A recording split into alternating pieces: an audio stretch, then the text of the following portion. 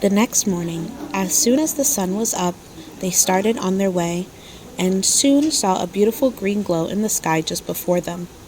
"That must be the Emerald City," said Dorothy. As they walked on, the green glow became brighter and brighter, as it seemed then at last, nearing the end of their travels. Yet it was afternoon before they came to the great wall that surrounded the city. It was high and thick and bright green color. In front of them, at the end of the road of yellow brick, was a big gate, all studded with emeralds that glittered so in the sun that even painted eyes of the scarecrow were dazzled by the brilliancy. There was a bell inside the gate, and Dorothy pushed the button and heard a silvery tinkle sound within. The big gate swung open slowly, and they all passed through and found themselves in a high-arched room, the walls of which glistened with countless emeralds.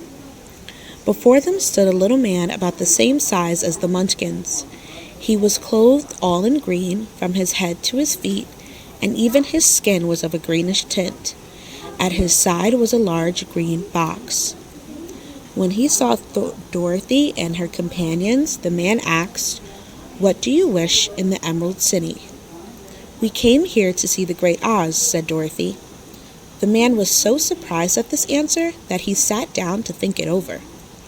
"It had been many years since anyone asked me to see Oz," he said, shaking his head perplexedly.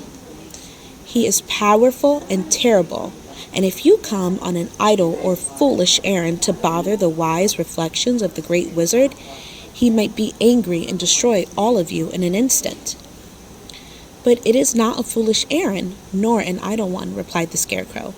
"It is important, and we have been told that Oz is a good wizard."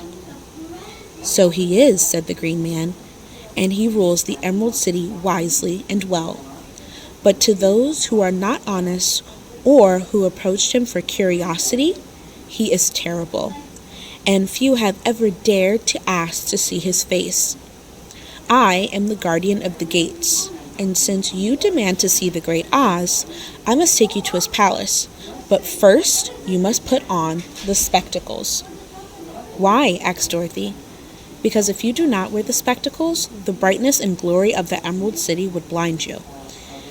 Even those who live in the Emerald City must wear spectacles night and day.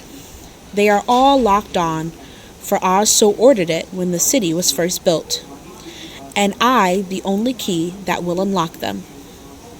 He opened the big box, and Dorothy saw that it was filled with spectacles of every size and shape. All of them had green glasses in them. The guardian of the gates found a pair that would fit Dorothy and put them over her eyes. There were 2 golden bands fastened to them that passed around the back of her head, where they were locked together by a little key that was at the end of the chain of the guardian of gates wore around his neck. When they were on, Dorothy could not take them off as she had wished, but of course she did not wish to be blinded by the glare of the Emerald City, so she said nothing. Then the Green Men fitted spectacles for the Scarecrow and the Tin Man and the Lion and even little Toto, and all were locked fast with the key.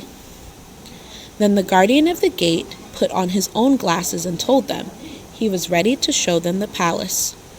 Taking a big golden key from a peg on the wall, he opened another gate, and they all followed him through the portal into the streets of the Emerald City.